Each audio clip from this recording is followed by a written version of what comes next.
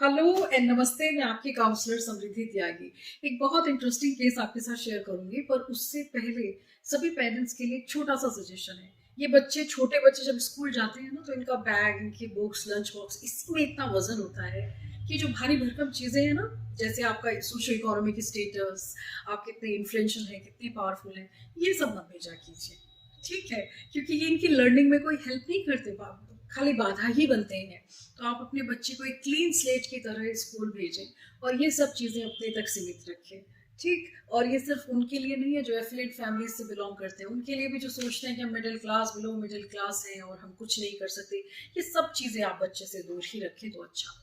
ये जो केस मेरे पास आया, इसमें it was a case of bullying on the basis of socio economic status, right? And there are several cases where this kind of bullying is seen among school children. So it becomes very crucial to tackle these issues very sincerely and very maturely.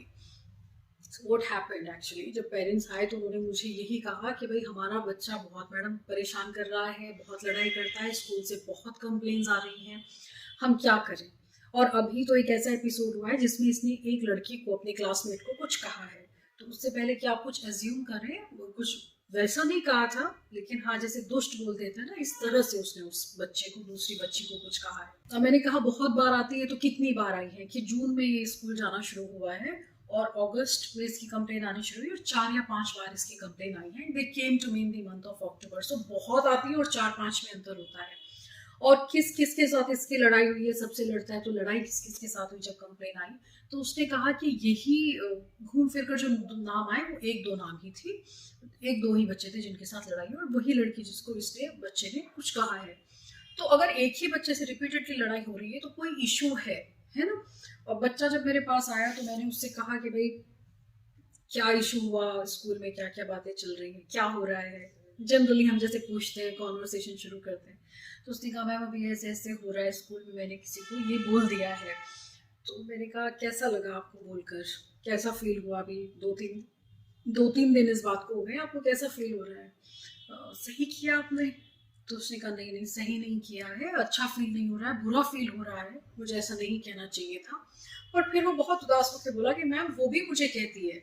उसने मुझे कहा कि तू गरीब है, तेरे पापा गरीब हैं, मेरे पापा बहुत इन्फ्लुएंशियल हैं और मेरे पापा इस इसको जानते हैं, 1-2 बातें और बच्चे ने। तो मैंने कहा कि भाई पहली बार कहा कि अक्सर कहती है कि नहीं, कहती है तू बैठ जा गरीब, तू उधर चल, तेरे पापा गरीब हैं, कि वो मुझे कहती रहती है अक्सर। मुझे बुरा लगता है बहुत जब वो पापा को ऐसा बोलती है।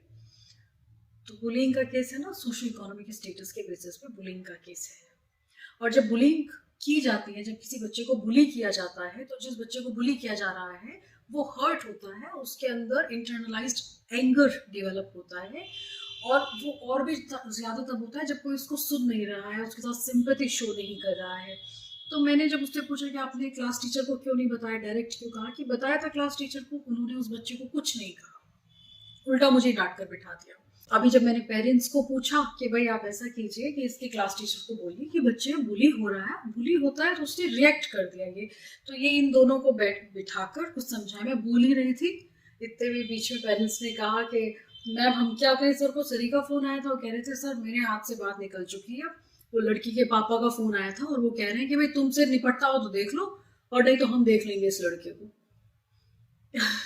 अब मैंने सोचा, मैंने कहा भाई ये क्लास 6 के बच्चे हैं, इस लड़के को देख लेंगे, और ये लड़की लड़का इतनी छोटी उम्र में कि पेरेंट्स ये डिफरेंस क्रिएट करते हैं, ये लड़का है ये लड़की है, बच्चों को नहीं मालूम होता लड़का लड़की में क्या डिफरेंस है, लड़का है मैं लड़की हूँ। लेकिन खैर ठीक है, अब ये और भी एविडेंट हो गया था कि पेरेंट भी बुलिंग नेचर के, फादर बुलिंग नेचर के हैं। वरना इस तरह से स्कूल में बात करना, तो कोई नॉर्मल आदमी इस तरह से बात नहीं करेगा, जो बुली होगा वही करेगा। चलिए खैर, ये बात हुई। तो मैंने कहा आप क्या डिसाइड किया है आपने, आप प्रिंसिपल से बात कीजिए। तो क्योंकि अगर आप सेक्शन भी, कि प्रिंसिपल ने कहा है कि हम इसका सेक्शन चेंज करेंगे, और उन्होंने तो उल्टा मुझे ही डांट दिया। फादर ने कहा कि उन्होंने उल्टा मुझे ही डांट दी। तो मुझे कुछ बात समझ नहीं आ रही है, क्योंकि हम प्रिंसिपल से बात नहीं कर सकते, और हो सकता है बच्चा, जो लड़का है वो भी लड़ता हो, लेकिन बुलिंग जो है वो इतना नॉर्मल बिहेवियर है इंडिया में। और जैसे बिग बॉस हाउस में होता है ना, कि आप कुछ भी कहिए लेकिन बस मारना नहीं, फिजिकली हिट नहीं करना है। तो अब मुझे नहीं समझ आया whether it's a case of a boy and a girl because he's a boy and she is a girl, so that is making a difference, or because really they belong to an influential family and the principal is also under this impression that this man is very influential and I should not go against him. I don't know whatever the reason are, but I feel that everything is going wrong.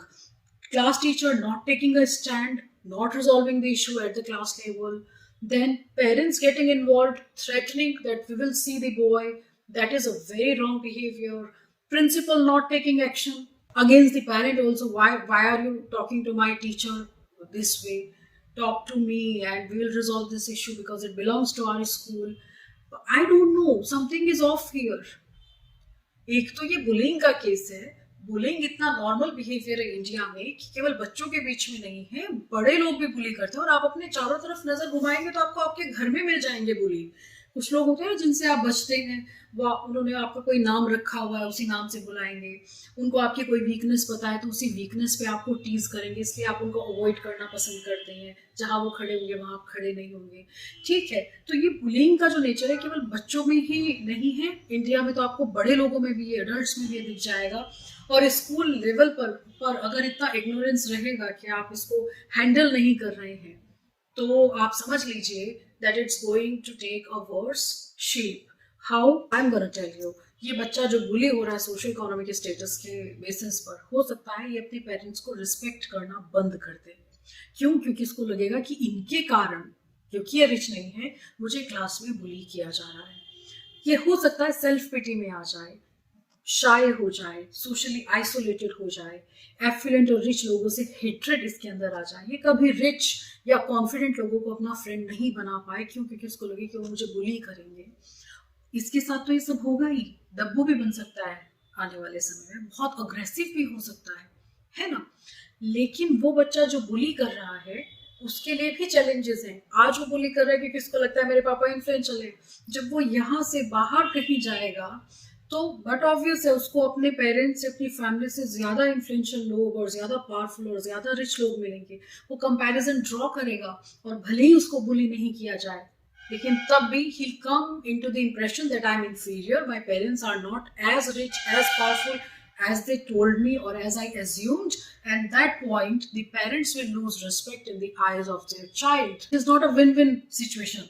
It is a situation where everybody will lose.